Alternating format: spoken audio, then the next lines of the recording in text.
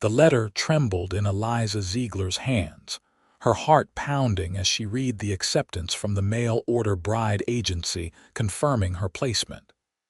Spring 1879 was bringing more than wildflowers to the dusty plains of Colorado. It was bringing her a future. After 23 years of living in her father's shadow in Boston, she was finally taking control of her own destiny. "I've been accepted," she whispered, hardly believing the words herself. "I'm to travel to Marysvale, Colorado, to meet my prospective husband, a rancher named Zachariah Rivers." Eliza folded the letter carefully, tucking it into her bodice. The stagecoach rocked beneath her as it continued westward. 3 more days of travel before she would arrive at her destination.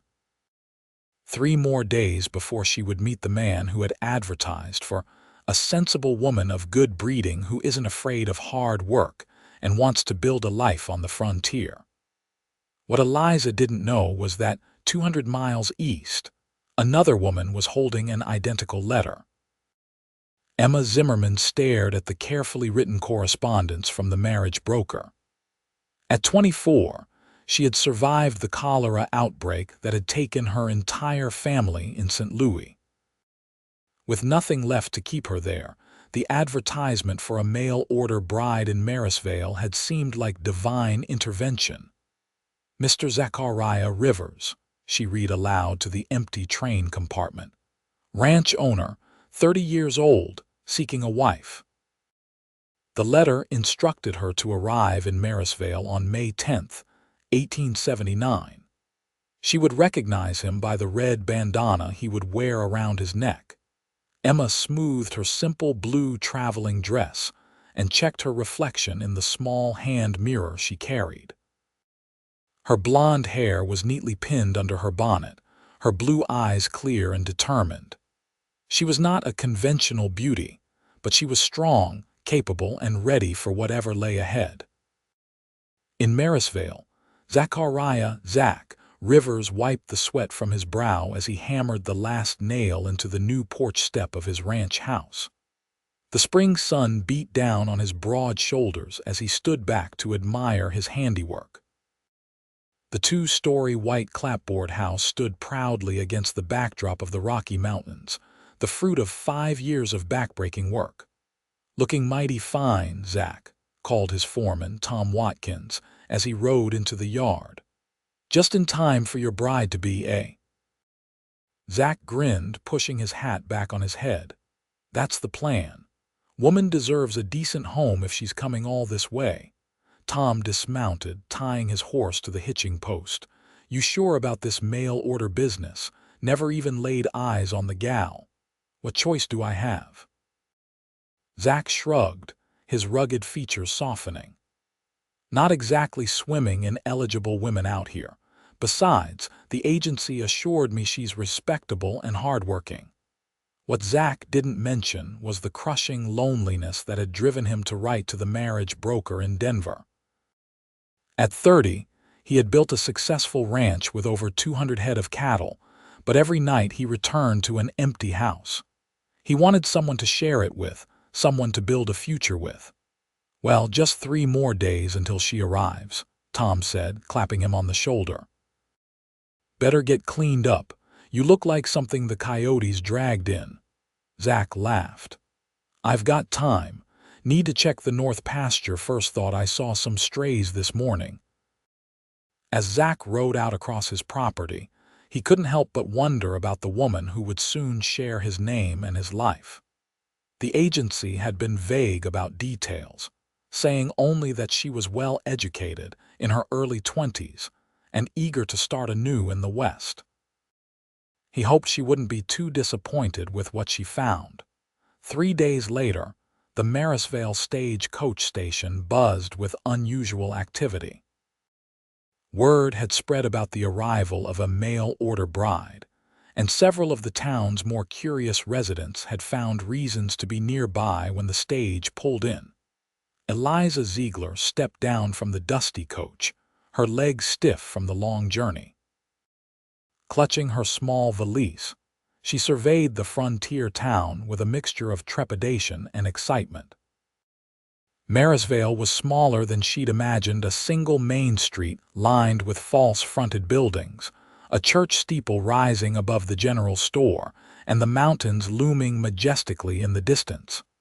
"Miss Ziegler." The station master approached, checking his clipboard. "Someone should be here to meet you shortly."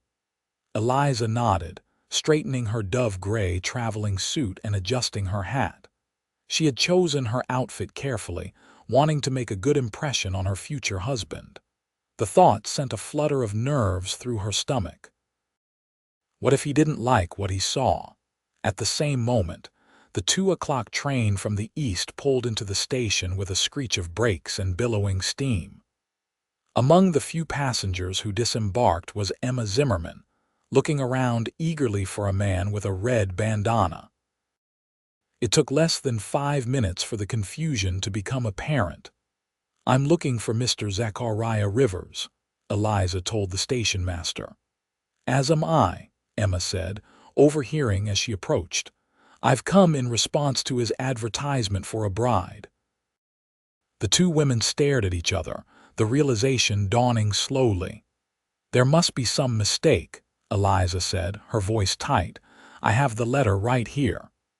Emma withdrew the correspondence from her reticule.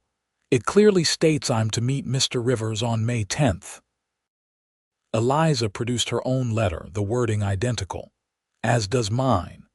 The station master backed away slightly, recognizing trouble brewing. "Ladies, perhaps you should take this up with Mr. Rivers himself. That'd be him coming down the street now, if I'm not mistaken." Both women turned to see a tall figure approaching on horseback. Zachariah Rivers cut an imposing figure astride his chestnut stallion. His broad shoulders filled out his clean white shirt, and a red bandana was tied around his neck, just as promised. His face was tanned from years under the Colorado sun, with laugh lines crinkling around alert green eyes. As he dismounted and removed his hat, revealing thick dark hair, Eliza felt her heart quicken despite her confusion. "Mr. Rivers." Both women said simultaneously, then glanced at each other in dismay. Zach looked from one woman to the other, bewilderment evident on his face. "I'm Zachariah Rivers. I was expecting." His voice trailed off as he realized what had happened. "You were expecting a bride," Eliza finished for him. "It seems you've gotten two." Emma stepped forward, her chin held high. "There's clearly been a misunderstanding. I received confirmation from the Rocky Mountain Marriage Bureau that I was selected as your mail-order bride." "As did I," Eliza added, her Boston accent becoming more pronounced in her agitation. Zach ran a hand through his hair, looking genuinely perplexed. "Ladies, I assure you, I only sent payment for one bride. I have no idea how this happened." By now, a small crowd had gathered, the townsfolk not even pretending not to eavesdrop. Whispers and snickers circulated as the drama unfolded. "Perhaps we should discuss this somewhere more private," Zach suggested, acutely aware of the spectacle they were creating. "An excellent suggestion," Eliza agreed icily. Zach arranged for their luggage to be loaded onto his wagon and helped both women climb aboard, ignoring the knowing looks from the onlookers. The ride to his ranch was painfully silent, each person lost in their own thoughts. Eliza took the opportunity to study her supposed future husband. He handled the horses with quiet confidence, his strong hands steady on the reins. Despite the awkward situation, she could see why the marriage broker had matched them. There was a gentleness beneath his rugged exterior that appealed to her. Emma, seated on Zach's other side, was having similar thoughts. After losing her family, she had prayed for a new start, for someone dependable and kind. Zachariah Rivers seemed to be those things, but now this other woman threatened the future she had imagined. As the wagon crested a hill, Zach's ranch came into view, a sprawling property with the white two-story house at its center, barns and corrals spreading outward, and cattle dotting the green pastures beyond. In the late afternoon sun, it looked like paradise. "This is it," Zach said, breaking the silence. "Rivers Crossing Ranch. It's beautiful," Emma murmured, her anger momentarily forgotten. "You've built all this yourself?" Eliza asked, impressed despite herself. Zach nodded, a hint of pride in his voice. "Started with nothing but 20 acres and 3 cows 5 years ago. Now I've got over 1,000 acres and 200 head of cattle."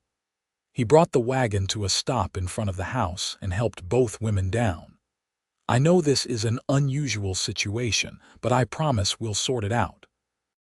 For tonight, you can both stay here. There's plenty of room.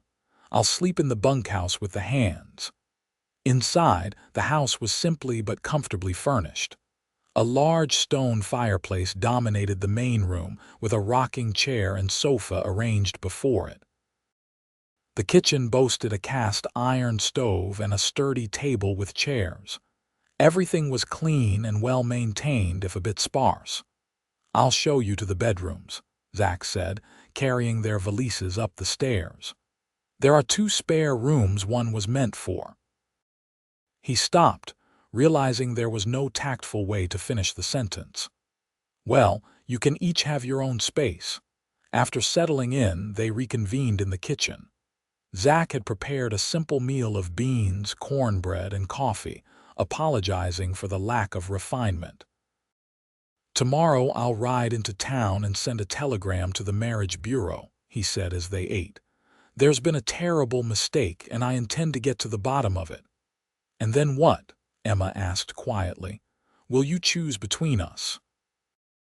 The question hung in the air, uncomfortable and unavoidable. "I don't know," Zach admitted honestly. "This isn't how I imagined meeting my future wife. I never intended to put either of you in this position."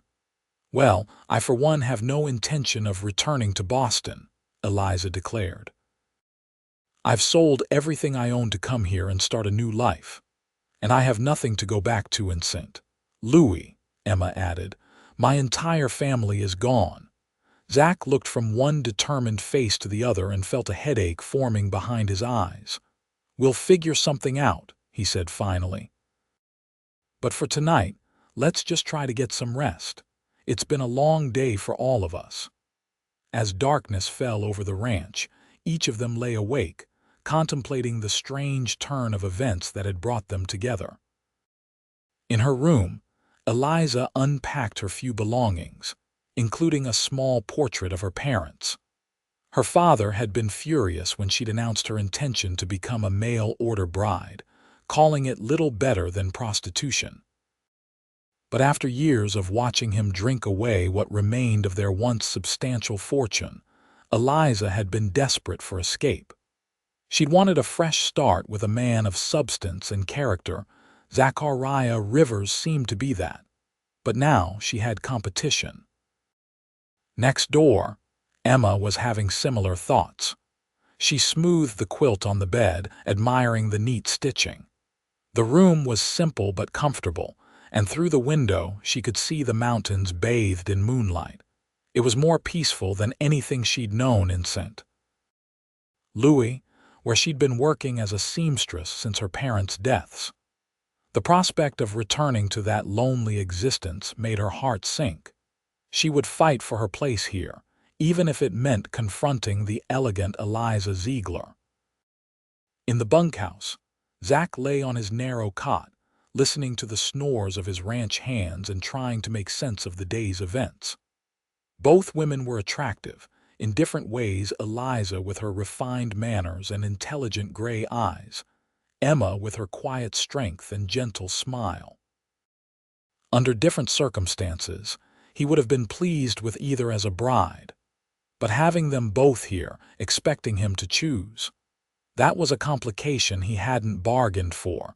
The next morning dawned clear and bright. Zach was already in the kitchen preparing breakfast when Eliza came downstairs, her hair neatly arranged and her dress freshly pressed. "Good morning," she said, somewhat stiffly. "May I help with anything?" "I've got it under control," Zach replied, sliding biscuits into the oven. "Coffee's ready if you'd like some." Emma appeared moments later, and an awkward silence fell as the three of them sat down to eat. "I need to check on a sick calf before I head into town," Zach said, breaking the tension. "I should be back by midday with news from the marriage bureau." "I'll come with you," both women said simultaneously, then glared at each other. Zach suppressed a sigh. "I appreciate the offer, but it might be best if you both stayed here and got acquainted." Neither woman looked pleased with the suggestion, but they nodded in reluctant agreement. After Zach left, the house seemed unnaturally quiet. Eliza busied herself washing the breakfast dishes, while Emma explored the living room, examining the few books on the shelf. "He likes poetry," Emma noted, surprised to find a volume of Tennyson among the practical manuals on cattle breeding and agriculture. "A cowboy who reads Tennyson." Eliza couldn't hide her surprise. "Perhaps he's more cultured than he appears." "Or perhaps you shouldn't judge a man by his occupation," Emma replied evenly.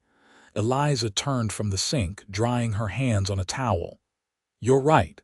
That was uncalled for. I never expected to find myself in a situation like this." "Nor did I," Emma admitted. "But here we are." A tentative truce established, they decided to explore the ranch while waiting for Zach's return.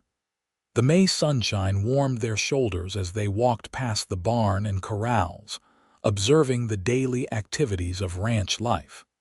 Several cowboys tipped their hats respectfully as they passed. "It's a substantial operation," Eliza commented, impressed by the orderly arrangement of buildings and pastures. "Mr. Rivers has clearly worked hard to build all this." "Yes," Emma agreed. "It would be a good place to raise a family." The implied competition in that statement was not lost on Eliza, but she chose not to respond. Instead, she changed the subject. "What brought you to become a mail-order bride, if you don't mind my asking?" Emma was quiet for a moment before answering. "After my parents died of cholera last year, I had few options. I could continue working as a seamstress, barely earning enough to survive, or I could take a chance on building a new life. When I saw Mr. Rivers' advertisement, something about it spoke to me." "I understand," Eliza said softly. "I came west to escape my father's gambling debts. After my mother passed, he lost himself in drink and cards. There was nothing left for me in Boston but shame and poverty." The two women looked at each other with new understanding, recognizing the desperation that had driven them both to the same decision. Their conversation was interrupted by the approach of a rider, not Zach, but his foreman, Tom Watkins. "Morning, ladies," he called, dismounting. "Boss asked me to check on you, make sure you're settling in all right." "We're managing, thank you," Eliza replied. Tom looked uncomfortable.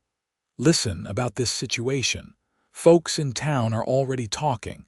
2 mail-order brides for one rancher, it's causing quite a stir." Emma blushed.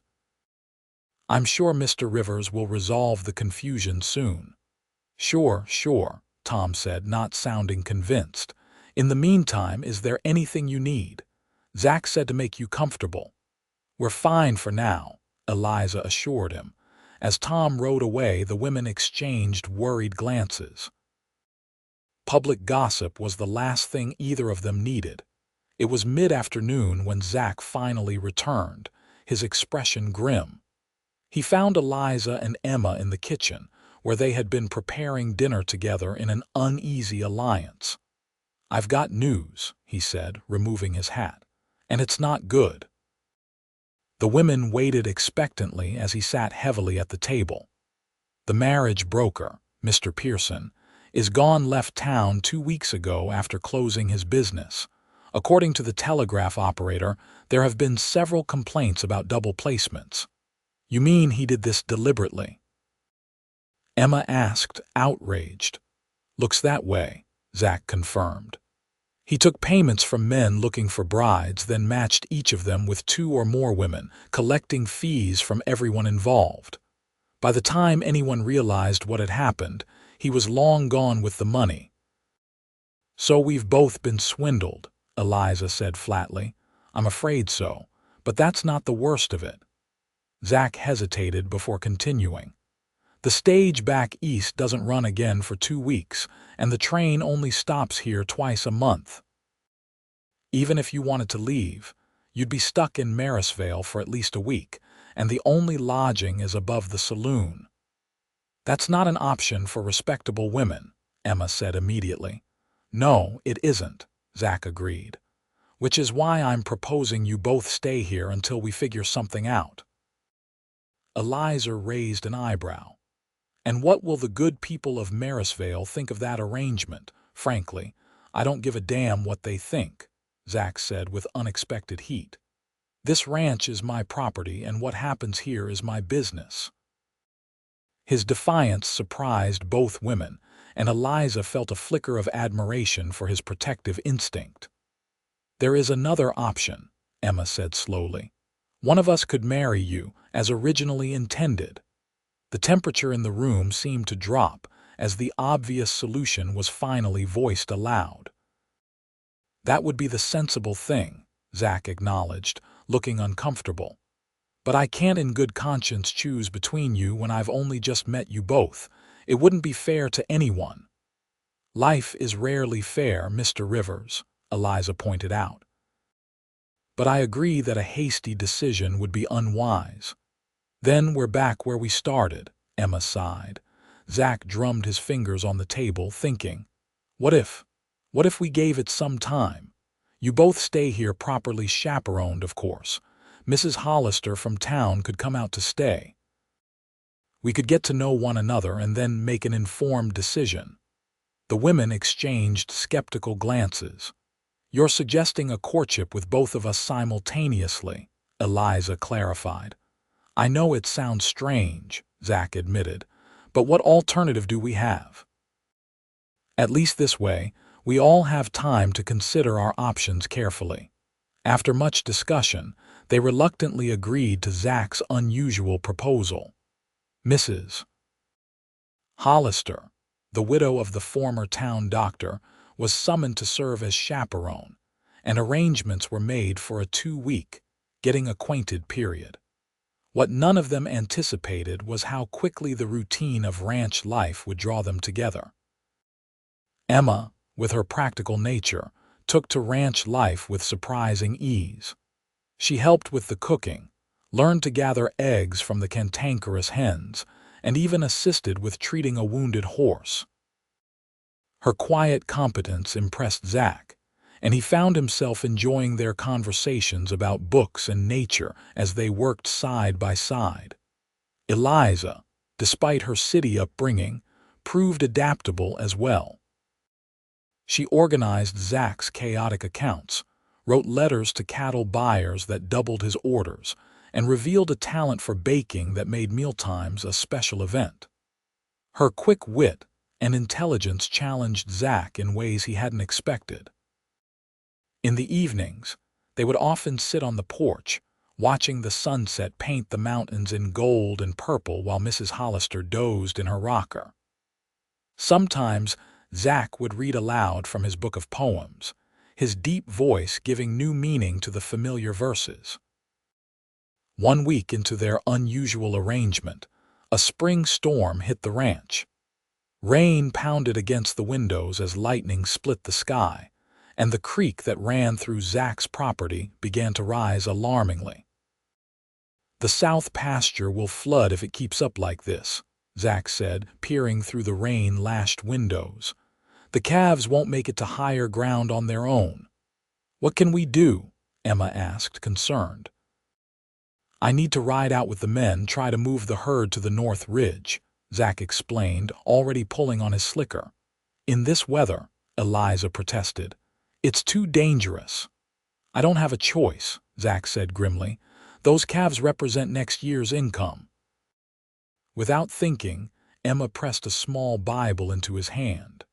"Take this, for luck." Touched by the gesture, Zach tucked the Bible into his pocket. "I'll be back as soon as I can." As he rode out with his ranch hands, Eliza and Emma were left to wait and worry. The storm intensified, the wind howling around the eaves of the house. "He'll be all right," Mrs. Hollister assured them, though her own face was pinched with concern. "Zachariah Rivers knows this land better than anyone." Hours passed with no sign of the men. Emma paced by the window while Eliza kept the coffee hot and the fire blazing. Finally, well after midnight, they heard horses in the yard. Rushing to the door, they found Zach dismounting wearily, his clothes soaked and mud splattered. "Got them all to high ground," he reported, accepting the towel Eliza handed him. "Lost 2 calves to the flood, but could have been much worse." "You're bleeding," Emma noticed, pointing to a tear in his sleeve where blood seeped through. "Branch caught me when I was pulling a calf from the water," he explained, wincing as he removed his coat. "It's nothing serious." But Emma insisted on cleaning and bandaging the wound, her gentle hands working efficiently as Eliza prepared hot food and coffee for Zach and the returning ranch hands. As they tended to him, Zach looked from one woman to the other with growing confusion. In just 1 week, he had come to care for both of them in different ways. Emma's quiet strength and compassionate heart called to something deep within him, while Eliza's intelligence and determination made him see possibilities for his ranch and himself that he had never imagined. How could he possibly choose between them? The next morning, with the storm past and the damage assessed, an unexpected visitor arrived at the ranch. Sheriff Maxwell rode up to the house just as they were finishing breakfast. "Morning, Zach," he called, dismounting stiffly. "Ladies." "What brings you out this way, Sheriff?" Zach asked, stepping onto the porch. Maxwell looked uncomfortable. "Got some complaints in town about your situation here. Reverend Parker is particularly concerned about the propriety of it all." Zach's expression hardened. "Everything here is above board, Sheriff. Mrs. Hollister is chaperoning, and no one's reputation is at risk." "I understand that," Maxwell said placatingly. "But you know how people talk. 2 mail-order brides living with one rancher, it's causing quite a scandal." "A scandal not of our making," Eliza pointed out, joining them on the porch. "We were all victims of fraud." "That may be so, miss," the sheriff acknowledged, "but the fact remains something needs to be done. Reverend Parker is suggesting that Mr. Rivers make his choice and the other lady return east at once." Emma had come outside as well, and now she stepped forward. "And if neither of us wishes to leave," the sheriff shifted uncomfortably. "Well, that complicates things." "Sheriff," Zach said firmly, "I appreciate your concern, but this is a private matter that we will resolve in our own time." "Fair enough," Maxwell conceded, "but don't be surprised if the Reverend pays you a visit himself. He's quite worked up about this." After the sheriff departed, the mood at the ranch was subdued. The outside pressure had made their unusual situation even more tense. "Perhaps I should be the one to leave," Emma said quietly that evening as they sat around the fireplace. "I have less to offer than Eliza."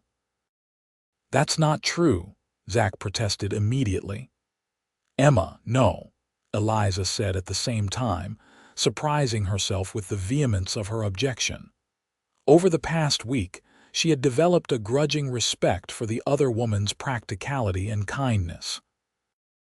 "This is ridiculous," Zach said suddenly, standing up and pacing the room. "We're all adults. We shouldn't let town gossip dictate our decisions." Mrs. Hollister, who had been quietly knitting in the corner, finally spoke up. "If I may offer an observation." At their nods, she continued, "In my 65 years, I've seen all manner of relationships. Some that looked perfect on paper turned out miserable, while others that no one would have put together found deep happiness. The heart knows what it wants if we listen to it. Her words hung in the air, forcing each of them to examine their true feelings. The next day, as if summoned by their thoughts, Reverend Parker arrived at the ranch, his black coat buttoned tightly despite the spring warmth. "Mr. Rivers," he said stiffly, declining the offer of refreshment. "I've come to address the immoral situation you're harboring here." Zach's jaw tightened. "There's nothing immoral happening at my ranch, Reverend. Two unmarried women living with a bachelor. The entire town is talking," Parker insisted. "It sets a terrible example." "With all due respect," Eliza interjected, "our situation is the result of fraud, not immorality." "Nevertheless," the Reverend continued doggedly, "it cannot continue. I demand that you make a choice, Mr. Rivers, and that the other woman leave immediately." "You're not in a position to demand anything on my property," Zach said, his voice dangerously quiet. "Then perhaps the church will need to take action," Parker threatened. "Moral censure is a powerful thing in a small community like ours." Before Zach could respond, Emma stepped forward, her face flushed with uncharacteristic anger. "Reverend Parker, is it not true that your church needs a new roof, and that you've been unable to raise the funds for it?" The Reverend looked taken aback. "Well, yes, and is it also true that just last month, when little Sarah Jenkins was sick with fever, it was Mr. Rivers who paid for the doctor to come from Denver?" "That's beside the point, no, it is precisely the point," Emma insisted. "Mr. Rivers is a good, honorable man who has helped this community countless times. Yet now you would condemn him for a situation not of his making." Eliza moved to stand beside Emma. "Furthermore, Reverend, if you're so concerned about propriety, perhaps you should direct your energy toward finding the man who defrauded all of us, rather than persecuting his victims." Faced with their united front, Parker faltered. I simply wanted to ensure that Christian values are upheld." "True Christian values include compassion and understanding," Mrs. Hollister said, joining them. "Something you seem to have forgotten, Thomas Parker." Red-faced and flustered, the Reverend made a hasty retreat, muttering about speaking to them again when tempers had cooled. As they watched him ride away, Zach turned to the women with newfound respect. "You didn't have to defend me like that." "Of course we did," Emma said simply. "We're in this together, aren't we?" Eliza added. Something shifted between the three of them in that moment, a recognition that they had formed a bond that transcended their unusual circumstances. That evening, they sat on the porch swing, watching the fireflies emerge in the growing darkness. Mrs. Hollister had retired early, leaving them to their thoughts. 2 weeks is almost up," Zach said quietly. "I promised you both I'd make a decision." Eliza and Emma exchanged glances, an unspoken communication passing between them. "I've been thinking about that," Eliza said carefully. "About what makes a marriage work." "As have I," Emma added, "and I've realized something important. Marriage isn't just about romance, it's about partnership, about building something together." Zach looked from one to the other, confusion evident in his expression. "What are you saying?" Eliza took a deep breath. "We're saying that perhaps there's another solution, one that doesn't require either of us to leave." "I don't understand," Zach said, though a flicker of something hope perhaps showed in his eyes. "This ranch needs more than one pair of hands," Emma explained. "It needs someone to manage the accounts, to write the letters, to handle the business side of things." She nodded toward Eliza. "And it needs someone to run the household, to tend the garden, to care for the animals," Eliza continued, gesturing to Emma. "Are you suggesting—" Zach began, hardly daring to believe what he was hearing. "I'm suggesting that perhaps you don't need to choose," Eliza said boldly. Perhaps what this ranch needs is both of us. Zach stared at them, stunned. But that's not. People would never accept. People already think the worst, Emma pointed out. Why not give them something truly scandalous to talk about? But how would it work? Zach asked, still struggling to comprehend their proposal. I could be your wife in name, Eliza suggested. And Emma could be your business partner officially. But in truth, we would all be partners in this ranch and in life. It's unconventional, Emma acknowledged, but then so is our situation. Zach was silent for a long moment, considering, and you both would be content with such an arrangement. The women looked at each other again, and this time their smiles were genuine. We've come to respect each other these past 2 weeks, Eliza said. I think we could build a life here together, the three of us. It won't be easy, Zach warned. The town will talk. Let them talk, Emma said with newfound confidence. We know the truth. And the truth is, Zach said slowly, that I've come to care for both of you in different ways. I couldn't bear to choose to send either of you away. Under the star-filled Colorado sky, they made their pact. It wouldn't be a traditional marriage, but it would be a true partnership built on mutual respect and growing affection. The following Sunday, Zachariah Rivers and Eliza Ziegler were married in a simple ceremony at the ranch, with Emma Zimmerman standing as witness.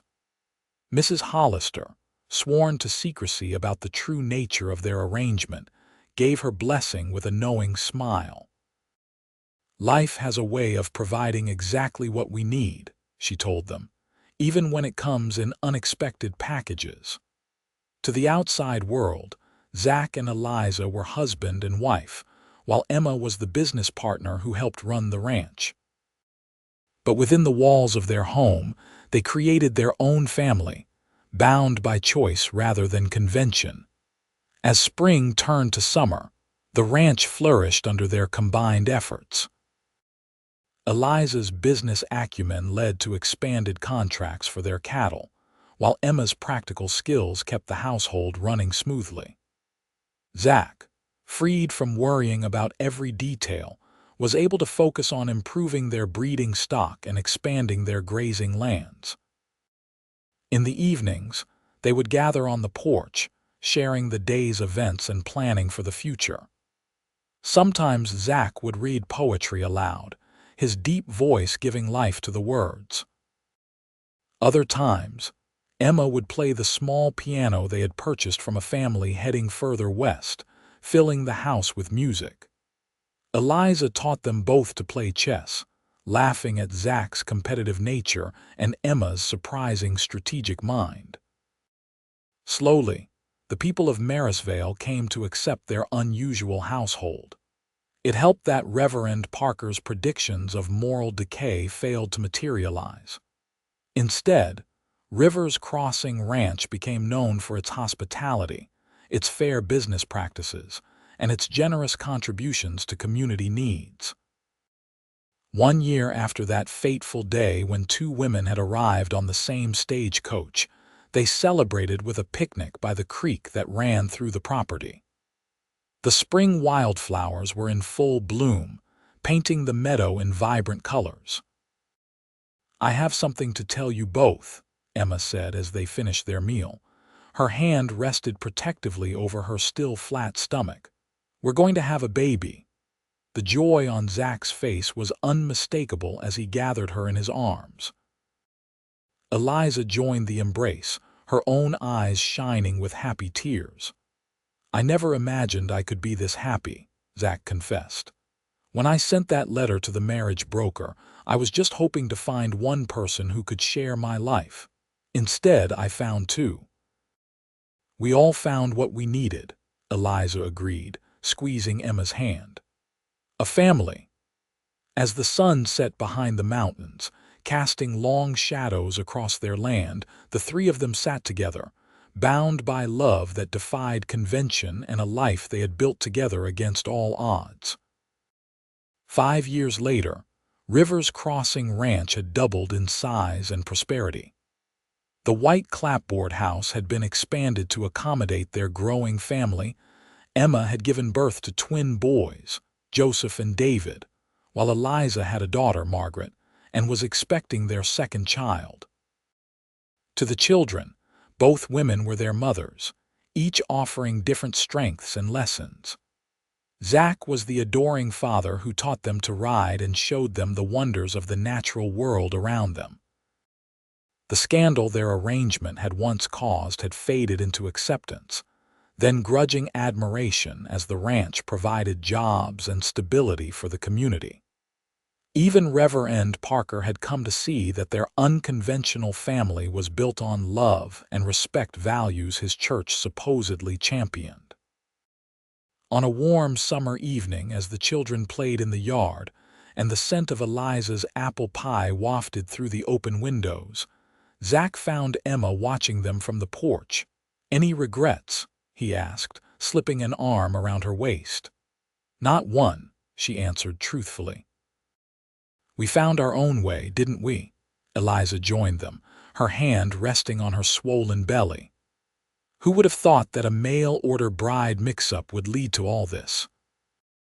"Sometimes the best things in life come from the biggest mistakes," Zach replied, embracing them both as the Colorado sunset painted the sky in shades of gold and crimson, a fitting backdrop to the life they had created together at Rivers Crossing Ranch, a life built on courage, compromise, and love that transcended convention. In the years that followed, their family continued to flourish. Emma's twins grew into strong young men who showed their father's affinity for ranching and their mother's quiet determination. Eliza's daughter Margaret inherited her mother's sharp mind and became the first woman in Marysvale to attend university, studying business before returning to help run the ever-expanding family enterprise. Eliza's second child, a son they named William, combined his father's physical strength with his mother's eloquence, mediating disputes and eventually representing the region in the state legislature. The three partners at the heart of Rivers Crossing Ranch never regretted their decision to forge their own path. They had faced adversity together, weathered storms both literal and figurative, and built a legacy that would endure long after them. What had begun as a mail-order bride mistake had become the most fortunate accident of their lives, proof that sometimes, when life doesn't go according to plan, it's because something better is waiting just around the corner.